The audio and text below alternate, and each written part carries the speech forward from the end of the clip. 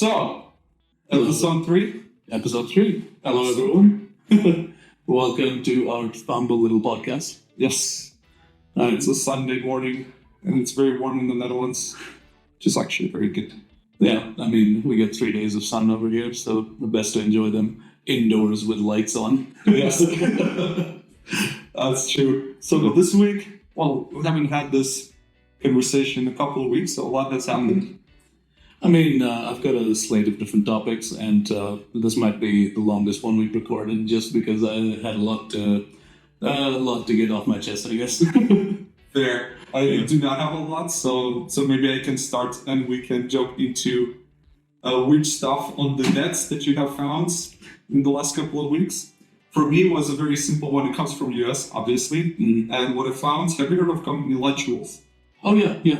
So Lunchables basically provides a lot of lunch solutions for schools in US. Yeah. They have this small box, and in this box they have a separation where they put some crackers, they put some meat, they put some like a sandwich somewhere. They pre-pack it and ship it to all the schools. So it was discovered that they had, so basically they did an analysis of 12 packages, and they discovered that they had lead in it. From 50% more to 400% more lead that is, okay for consumption for people, and they were serving it to kids who are under 6 years old. Oh, God. And I wrote down what lead basically leads to. So lead good. poisoning occurs when lead builds up in the body, often over months or years. Even small amounts of lead can cause serious health problems. Children younger than 6 years are especially vulnerable to lead poisoning, which can severely affect mental and physical development. And they were serving this in all US schools, so they're like one of the biggest providers of lead. Up until I think it was the 70s or something, but they used to have lead in the paints, Yes. And in the US, where the regulations weren't implemented properly, And then, you could see on a map levels of mental illness and mental decline based on where there was the regulation wasn't passed versus where it was. well, I didn't know that. Yeah, it was. It was a little fact I learned like a video a while back. Just effect of the regulation and how that caused a decrease over time in violence in the areas. Well, I think they haven't solved it because now they basically Bring back the lead. Hashtag bring back the lead. So that was one of those weird things on that. Hashtag get the lead out. Get the lead in, apparently. Oh my God! What do you have? What did you? I'm sure you've seen this because I've linked it to you. But for people who don't know, Grok is the AI tool that Elon Musk sort of just slapped onto the API from ChatGPT.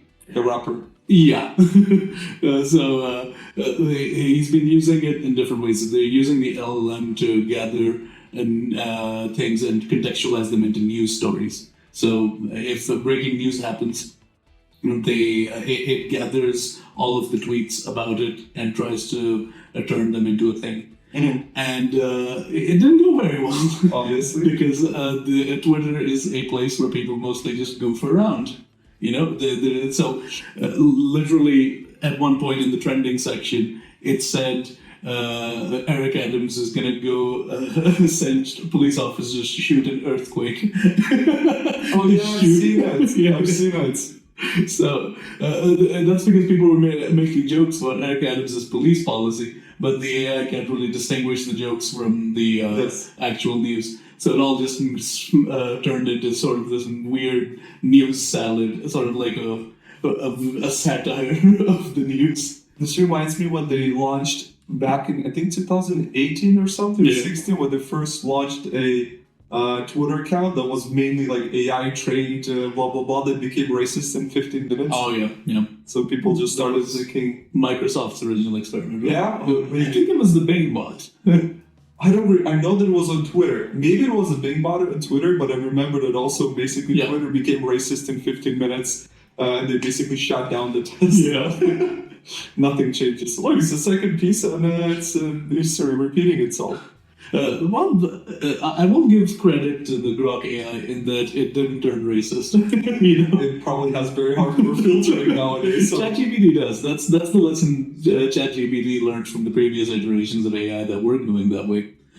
Because every time it usually just devolves into this mess of the worst brain worms the internet has to offer, Fair enough. And if that doesn't happen, it's intentionally driven that way because, and we'll talk about this later as well, 4chan usually gets involved and starts messing with the training data. Having been on 4chan such a long time, I just go on the subreddits. It's called Classic 4chan or just 4chan Stories. But some of them are from 2016 or 2012 and they're still so good. Remember when websites were actually a thing? Now remember Web 2? When you can actually interact on storyboards? I remember Web 1, man. I was still young, but yeah. I was like, well, we got the good internet late, So there was a lot of time on forums. My older brother used to be sitting there and being on like game forums, and I'm just sitting alongside just watching. I remember MIRC, so that's where we were. We had like a local MIRC. Never used it myself. No, never.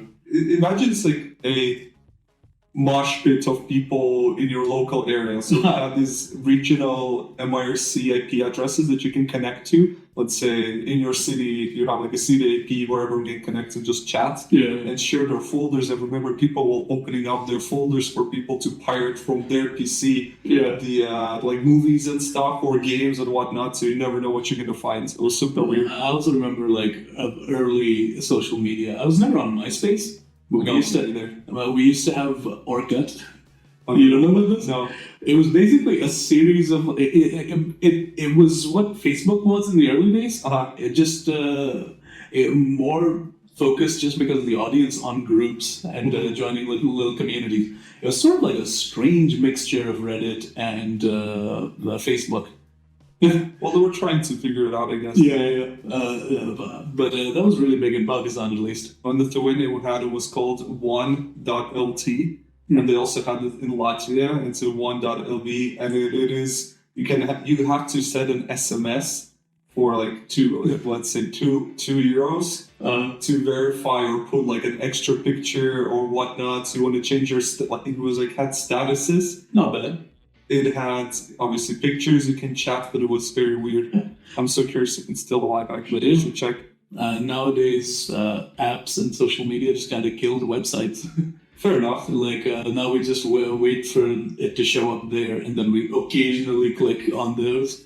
But then it became like, well, that was kind of the point of Web3, There was an openness to Web 2 and 1. Well, there was an openness to Web 1, and that turned into Web 2, where they were like, the biggest money is in aggregating towards the websites, shifting people there, and creating communities within one website that can link to the other websites. But also, Web 2, we're shifting away, but Web 2, I think, is pretty cool because we can interact with websites now, right? Yeah. And that's where, we can use user-generated content, just basically feed on, Facebook is a great example, right? Facebook never did a single post, Uber never cooked a single meal, so it's kind of done.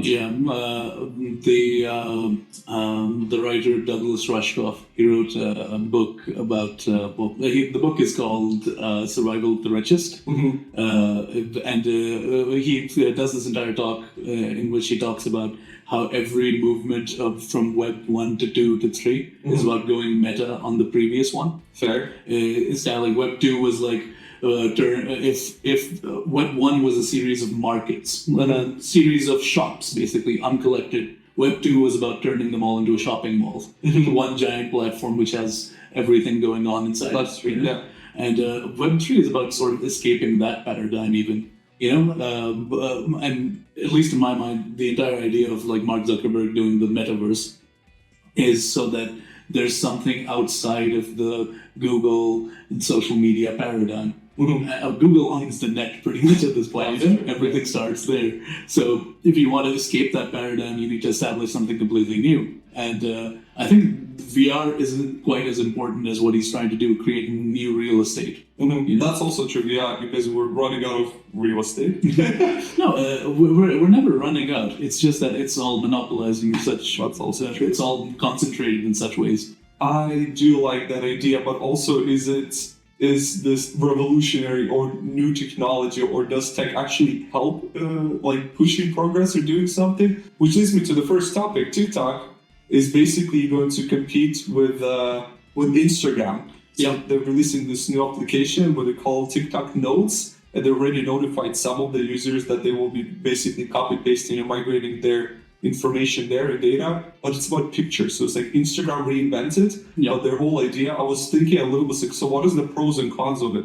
Because right now they're being kicked out of US, but they still say they will launch this app. Is it a second attempt of basically capitalizing on data by providing TikTok in there? Is it more like, hey, we have a huge database now, we're going to be banned in US, you know what we're going to do? We're going to migrate everyone on Notes, just a copy-paste ripoff of Instagram. But that's kind of a thing that's happening in general, where, previous companies ripped off TikTok by adding ephemeral content and stories. That's true. Yeah, well, they're all copy-pasting each other. And at some point, all of these applications start being an everything app. It starts being text-based, video-based, and image-based. And kind of like WeChat, right? WeChat and the store. Eventually, it all turns into a store. That's true. But this is what they're trying to do. So that was the first subtopic I was thinking a lot. So I'm like, what's the point? Is it saving the database that they currently have? Is it like, hey, you're banning TikTok, but TikTok Notes is the same as Instagram, so you cannot ban it, so they can still stay on the market and sell ads. Mm-hmm. So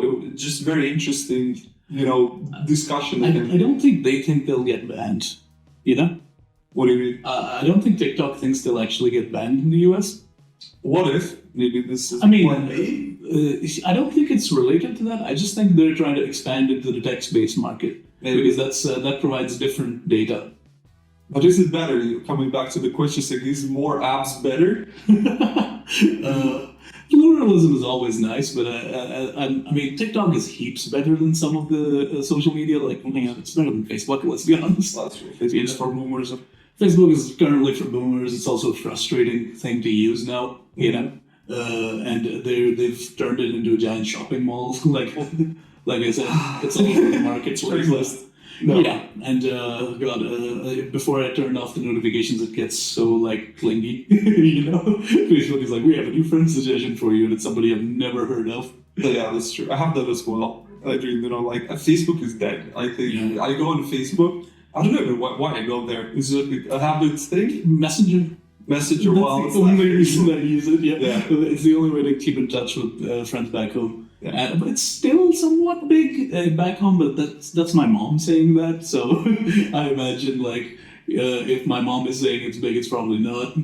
If you look at Facebook advertising, though, it does work still very well, depending what you're selling. Yeah. So maybe that's what they're trying to do. TikTok Notes is basically separating and seeing what's going to stick.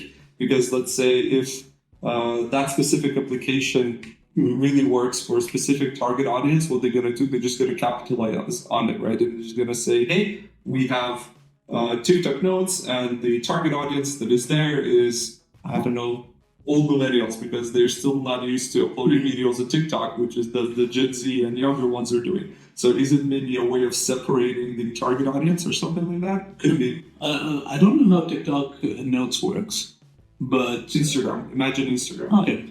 There was this rush a year back when the decline of Twitter started happening. Oh, yeah. So basically, there was this rush for Instagram to release their version, and who else was there?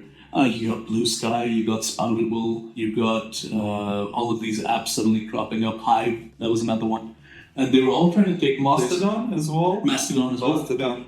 Yeah, they all had different things going, and different reasons they aren't working as well as Twitter did. I mean, I use Blue Sky these days. Mm-hmm. That's a pretty good one, but it has literally no IT department behind it. It's kind of like freely there, and the updates aren't happening on the regular as much as you'd expect from like Twitter or Facebook or these companies. Is it censor some sort there? Can you censor something, or is it Algorithmic. okay? Yeah, most of it's algorithmic, but they've got a decent censorship algorithm. Okay. So far, I haven't seen anything nasty going on. Mm-hmm. Well, maybe that's the target audience there as well. The target audience for Blue Sky has mostly been all the people who've migrated out of the hatred of Elon Musk. I mean, it's good. It's good. Like, it's rather wholesome compared to Twitter's, raging maniacs everywhere. Yeah, those people haven't left. It's gonna stay there. I can attest to it. I haven't gotten into a single argument on Blue Sky. Fair. Which What's on your list?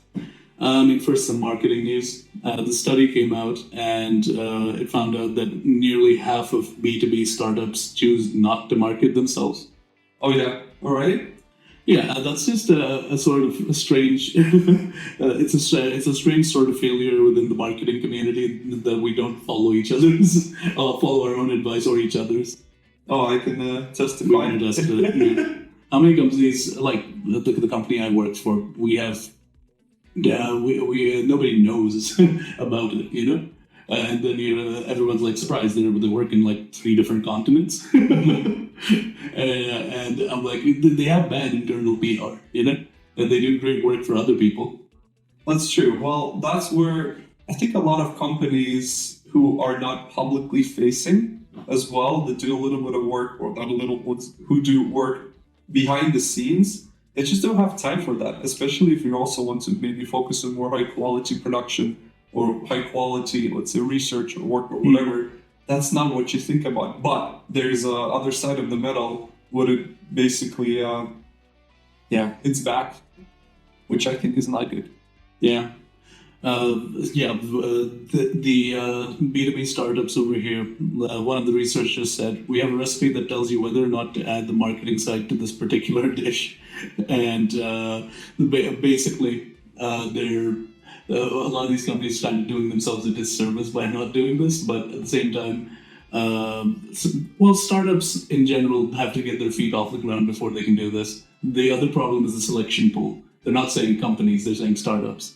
Mm-hmm. So I'm a little bit critical on this study as well. But you're also when you're a startup, you're focused, if you're a tech startup, you have the product and you want to make sure that the product sells itself. That's also this fallacy that a lot of startup founders, especially tech founders, they think that the product is going to sell themselves, which is never the case. Marketing and sales do sell the product, but your product, if the price is not relatable to the quality, that's where marketing cannot help you more because the product sucks. So it's kind of a vicious cycle. Yeah.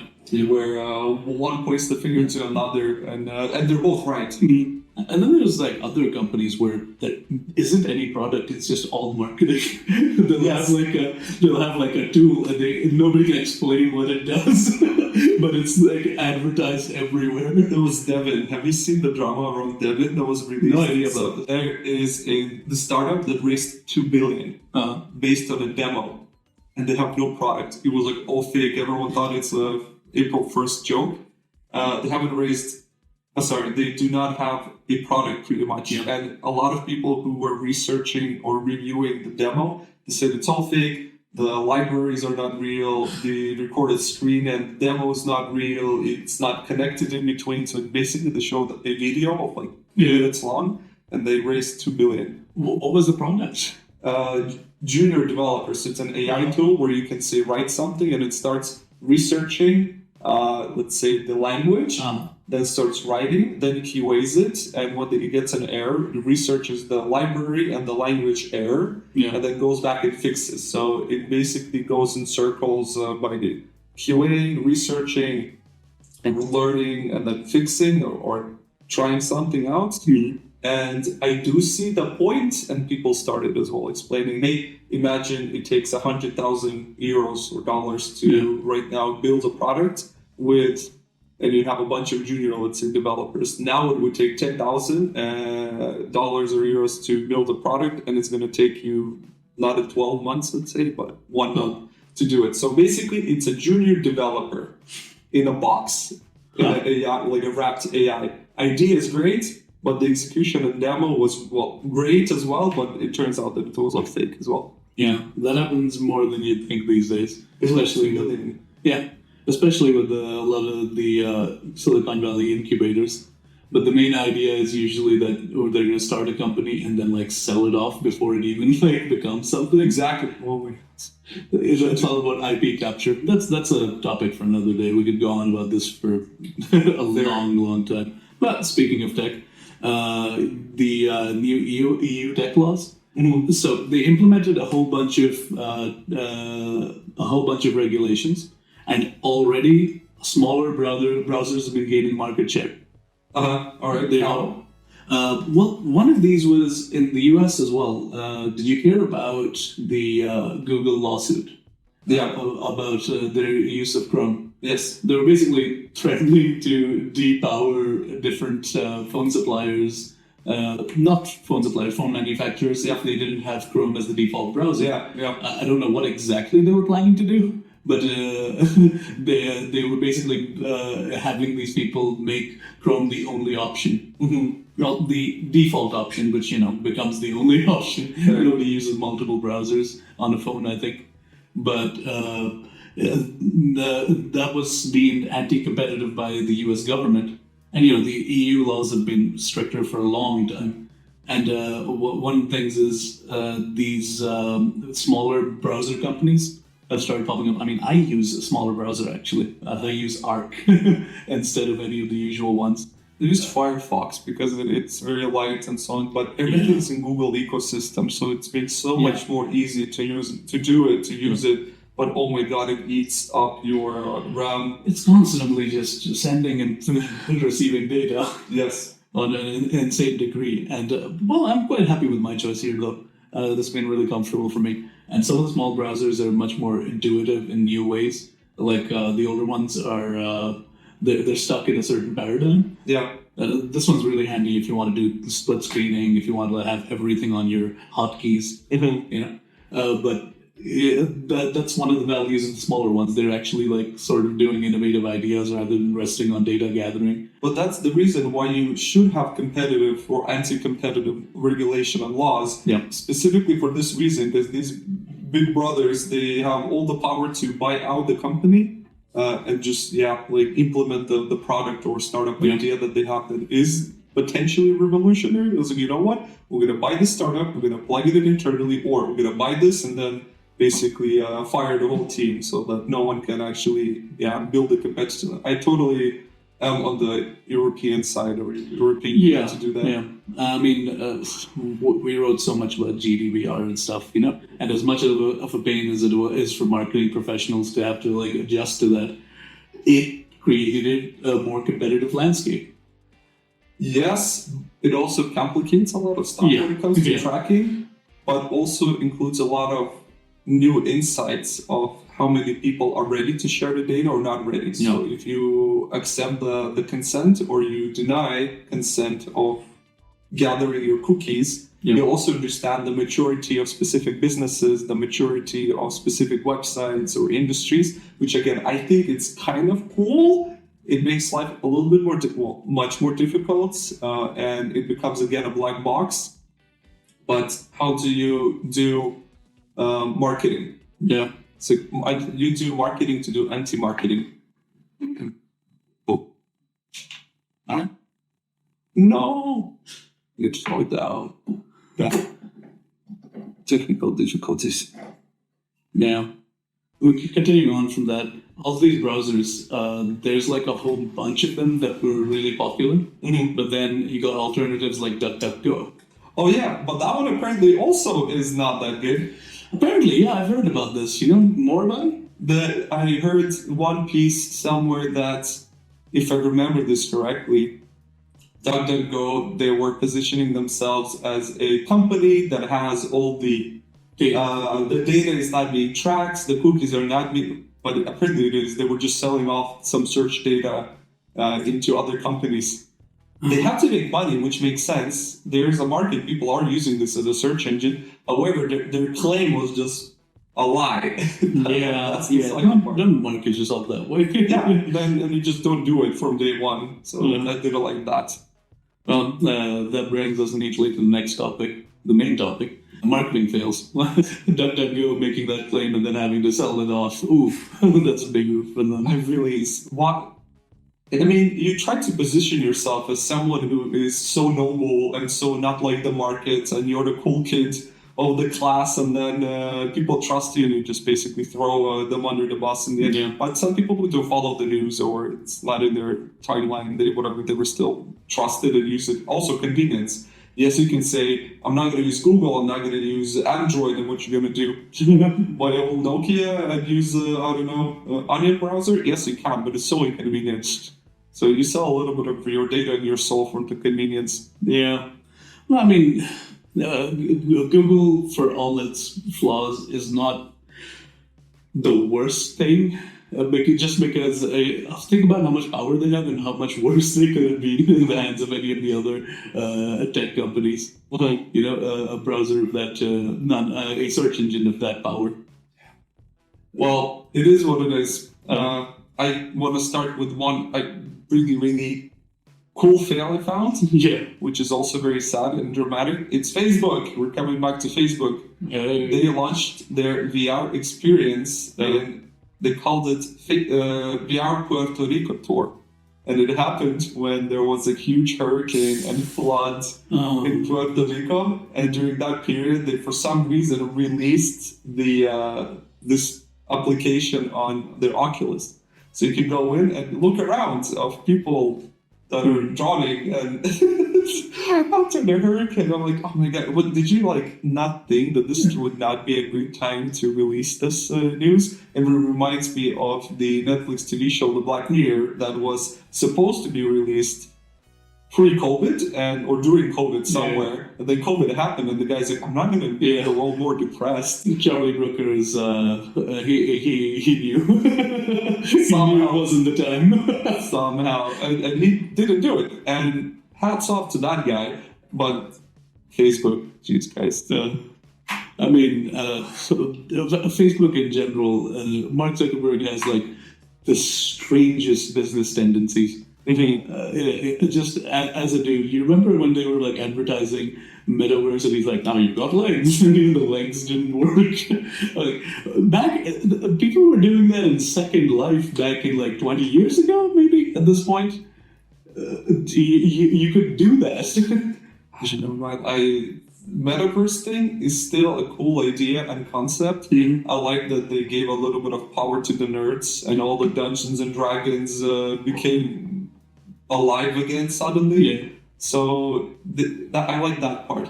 I just don't like that they're again, you said, reinventing the wheel sometimes. They are. The main issue with all of the Metaverse stuff is the level of convenience isn't there for it to come on the level of being like a phone, Yeah. Or the phone was a step up from computers because it's in your pocket and stuff. Even though I'm a computer person, but putting on a VR headset and doing that entire thing and then diving into another world, not there yet. Yeah, that's very inconvenient at this point, and it's just not. There's not enough of an audience for it to catch steam properly. At the same time, something like grabbing something or doing this to move the text on the screen. We already have that. I move my finger to do that. I don't need to move my whole arm. So this guy sitting in his Tesla Cybertruck with the Apple VR. Just the car drives himself and he just touches this. It's like, God, this is some dystopian future I don't want to be part of. I don't know, man. Driverless cars are. I find them interesting, as a concept, but there are multiple reasons they just might not be able to do that. They just might not be able to ever achieve full self-driving. There's an amazing video by a YouTuber, I'm forgetting his name sadly, where he explained that driverless cars become a problem for multiple reasons. And when you have this sort of like constantly changing traffic data, the car will either will need like far more superior AI to even note that. And at this point, there's an issue where the Teslas they sometimes go in front of children, actively, like instead of avoiding them, actively slamming into them. This is where they did not say thank you after using ChatGPT. Yeah. Speaking of Tesla, that's one I wanted to bring up as well. I mean, when it comes to marketing fails, the one that they really did was this Cybertruck test, where they smashed the window, and it wasn't supposed to smash. The other thing about that is, on a conceptual level, it was a bad idea. Mm-hmm. You don't want the car to be unbreakable. True. The cars are supposed to take impact and crumple for a reason. When they crumple, the person inside doesn't get damaged. They don't bounce off the wall and break their neck. It's also true. So it's just conceptually, I think Elon has an idea and then he gets too enthusiastic about it. There's idea before common sense. I think that's why they did not allow the Cybertruck in Europe. They say that it doesn't follow regulation. Yeah, exactly, because I imagine in the Netherlands that thing is not going to fit anywhere. It's not. Amsterdam, like they say, yes, you can drive in the city center of Amsterdam using a electric car. And imagine this huge truck it's not going to turn around anywhere. It can kill people with its sharp corners. It's basically some sort of zombie land car. Yeah. It really does look like something you're supposed to brave the apocalypse in, Yeah, no, it's true. Talking about Elon Musk still, I have another fail right now, because coming back to the topic that everyone left Twitter. Yeah. Twitter is boycotted by a lot of companies when it comes to advertising. However, there are people who are still trying to run ads there and claiming, hey, all the competitors left, it's so cheap, the reach is great, the impressions are great, blah, blah, blah. This one guy who ran a $10 per day advertising campaign for 7 days. He spent $70, and he said that 85% were basically bots. Said 1.4 million views, 500 likes, 250 website visitors, and 85% of those 250 were basically a bounce from the websites. And he said that Twitter is dead when it comes to advertising, and people who boycotted it for a reason as well, so that the quality was not there. Quality wasn't good. They were making strange choices in terms of which words get banned, which words don't get banned. Mm-hmm. They made it freer for just sort of like hate speech. Yeah. But at the same time, you're not allowed to say the word cisgender. Wow, okay. I guess the higher-ups at Twitter think it's like a slur or something. But this is more not like a marketing. It is a marketing fail. It's more like a marketing campaign. It's not a marketing campaign fail, but it is like internally that they just screwed up their whole monetizing system. I think it's pretty stupid. Yeah. I mean, speaking of Twitter, then we have to go and get to something that involves Twitter, but is not really about. Mm-hmm. So, about the Agile Conference? It's like a conference.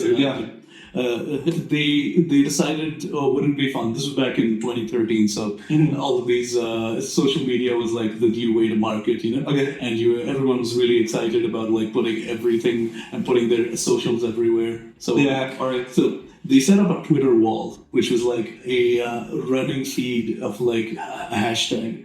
They would automate it, the hashtag would get picked up and the tweets would go up on the wall, and it'd be like a cool little stream running. Yeah, I think they know where it's going. As mentioned earlier, the internet is a place where 4chan exists also. And they found it. They started posting NSFW images. They started doing running jokes. And they just started memeing and trolling. Was it during the conference? During the conference, suddenly, you can imagine what 4chan got up to. So this running feed suddenly gets co-opted by like psychopaths. Yeah, I think that's a nice lesson. Yeah. I mean, a lot of companies underestimate what's out there on the internet. I totally agree. In that same sort of vein, some companies start using hashtags in ways that are completely unhelpful to their brand. All right, which one was it? DiGiorno's Pizzas. Okay. It's like a frozen pizza chain in the US. All right. Quite popular. So there was this hashtag going around called Why I Stayed. And Why I Stayed. Uh-huh. And the DiGiorno, some intern probably wrote Why I Stayed. They had pizza, DiGiorno's. Okay. But the Why I Stayed hashtag was about victims of sexual abuse. And they were talking about why they stayed so long with their abusers. And this company just says the words "they had pizza" and tosses themselves in there. Oh so my God. You just see the trending page on Twitter, and you pick something. Please make sure you know what it's actually about. You have pizza. It's darkly comical, but also wow. So the same stupid kind of people did not do the research. I was checking Durex. It's actually very recent news on April 2nd. Durex Malaysia heats things up with energy drink for thirsty adults for April Fool's Day. So apparently Durex is joining forces with energy drinks. And they do that every year since 2018 during April Fool's Day. And they start posting different kind of like jokes and stuff like that. I just found it hilarious. I don't want to say it's a fail. Is it like people in Malaysia? They're also a lot of them are Muslim. Yeah. And is this the right place to do something and advertise your personal lubricants and stuff like that? So I found it hilarious. They could pull it off in the Netherlands. True. It's like you have to buy this energy drink to help with your thirst. And injecting excitement into life is essential. And that is exactly what Durex aims to do with a playful prank for April Fool's Day. If anything, Durex is about avoiding injecting life. Yeah, they wrote as well. Think of it as basically an energy drink that fuels us with boundless joy, laughter, and happiness. Durex, your trusted companion, is here to make every moment in life truly meaningful. So the next one I had on the list was, this one's more about averting a potential disaster. Okay. So do you know about the movie Moana? Yes, of course. The Disney movie. Yes. So Disney intentionally wanted to release it with that name in Europe as well. They released it as Moana. Really? Yeah. Oh, so if you look on Netflix in the Netherlands, it has a different name, and they had all the actors voice the lines just to accommodate the EU audience. And the reason was, apparently, Moana is the name of a porn star. In the EU. I don't know about this. No. They were worried children would want to Google the movie, but then they'd end up. Okay, now I understand. So disaster averted. That's how you do the research properly. I would not have thought of that. Me too. But it brings memories. I once saw there was research done on a company called Tata Steel. Yeah.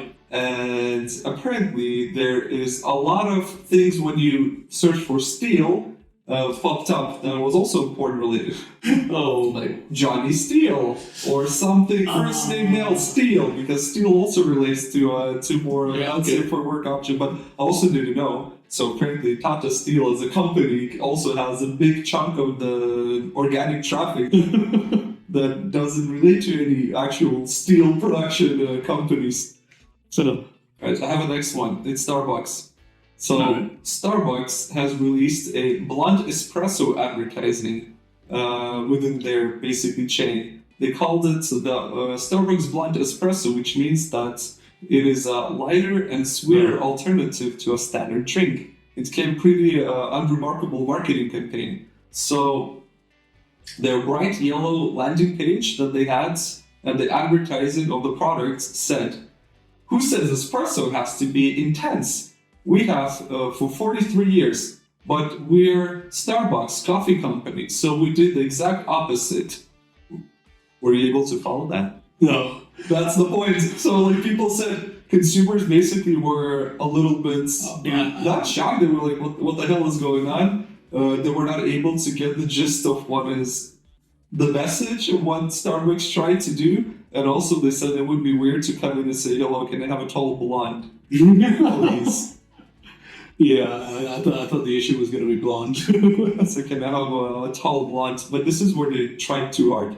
This is an example of a fail where they thought they're going to be so clever and clingy and, edgy, whatever, trend. I don't know what they thought. And I'm pretty sure it probably went through 1,000 approvals internally. You know what it's like to write a marketing brief on a deadline. There.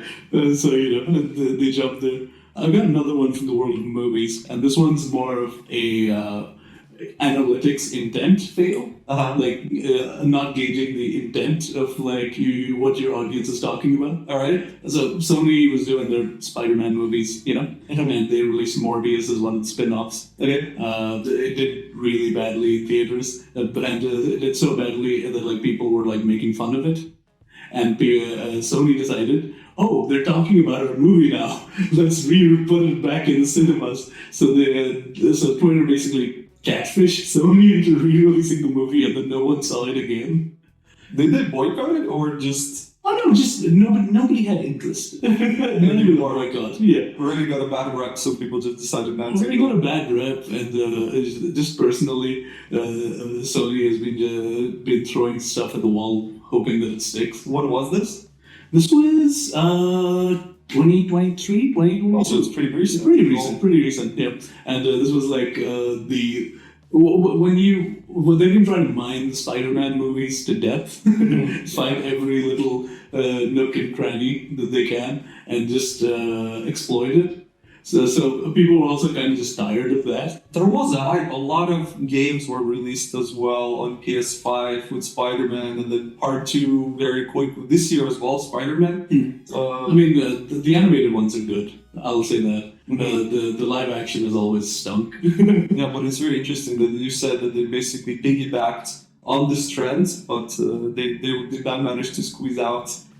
Yeah, they were also making all these weird videos. There was a Valentine's Day thing where they just put a video of Matt Smith shirtless dancing.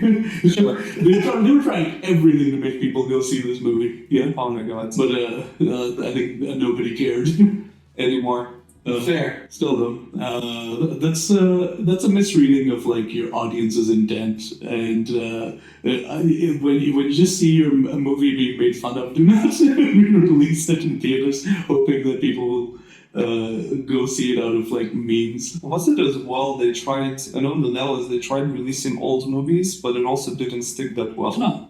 I think that they tried a few times. I've seen in Pate, they tried a few times to launch an old movie from the 2000s, but I think once or twice and never seen it again. I think it was really there are classics nights on Pate. Yeah, well, maybe they still do with that. I went to go see The Shining last Halloween.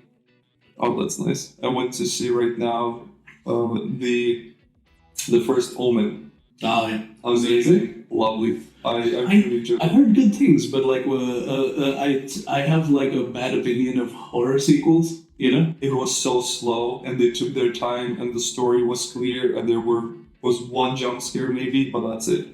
So it was very, very good. We'll save that for a movie podcast. Movie reviews occasionally, huh? But when you're talking about marketing fails and definitely interpreting analytics, the classic one is the New Coke disaster. What is it? So they started off with a marketing campaign from Pepsi. They basically went up shopping malls or something, had a glass of Pepsi and a glass of Coke. They were like, which one do you prefer? Unlabeled, All right, and people would prefer Pepsi, and they made this an ad of sorts. Was it real? Yeah, it was a real thing, I think. And then what happened with Coke was they saw this and panicked. You know, they were like, oh no. And then they released New Coke with like, which was, I think, a bit sweeter, a little bit more market tested. And people were just now having it, you know? Wow. For a long time, there were these cans that just had Coke Classic written on it because they brought back the classic taste. Fair. And the thing about it is, even though people preferred to have Pepsi we don't know how Pepsi selected for that ad because it was an ad, you know, it wasn't really a study of any sort. The other thing is, people are more attached to the Coke brand than they are to the drink. Let's be honest. Yeah, I don't like any or Coke or Pepsi. Just not a fan. So for me, it's very difficult to judge. That's where I'm absolutely outside of their data analytics pool, but I totally see how they would panic. But they should test it more, right? I think that it's not a drink company anymore. It's a lifestyle, party, socializing, community, whatever else they're selling. The same as Red Bull. Yeah. They don't sell energy drinks anymore. Have you seen their social media? People skydiving, people doing like rally, drifting, anything extreme. So there's a bunch of reasons for that. One of the reasons is Heineken, for example, can't advertise alcohol legally. Yeah, that's what They can't promote drinking. Yeah, they can't promote drinking. But what they do is promote the feeling around the brand. And it's also, the other reason is it's hard to convey taste in an ad. That's why people make these ridiculous expressions and make sounds like, you know? We spoke about this on the last episode as well. Yeah, I totally understand. It's one of my it's one of my fascinations. How do you like convey certain things? Because ads are usually very visual or textual, and then we have all these other senses that you're supposed to ignite. And you know, you look at but like perfume ad. That's why it's always a celebrity looking cool. True. It's Dylan Moran, the comedian. He used to have a joke where he was like, advertising went really wrong, you know. When I was a kid, perfume used to be some lady with a concussion running through a field, you know, just couldn't get over how good she smelled. But now it's all just like these modelish, angry-looking women staring at you, which is true. It's like so many of these perfume ads have like a very distinct look. And I don't know what it is about somebody looking angrily at you that will sell you. Making you feel like if you're going to use our perfume, you're going to be an alpha. Oh, yeah. There's a Johnny Depp ad where it's just him and a wolf. Oh my god. No, I haven't seen it. Oh, God. I have a real question for you. Go for it. What's the difference between a hippo and a zippo? One's lighter. One weighs a ton, the other one is a little lighter. Yeah. Yeah, I was trying to get the exact phrasing, but no, it's not. Okay, what do you have if you have 10 oranges in one hand and 12 oranges in the other? I have 22 oranges in my hands. Nah, you have massive hands. That's fake. That's true. Thanks, everyone. This has been another episode close. See you later. Enjoy your day.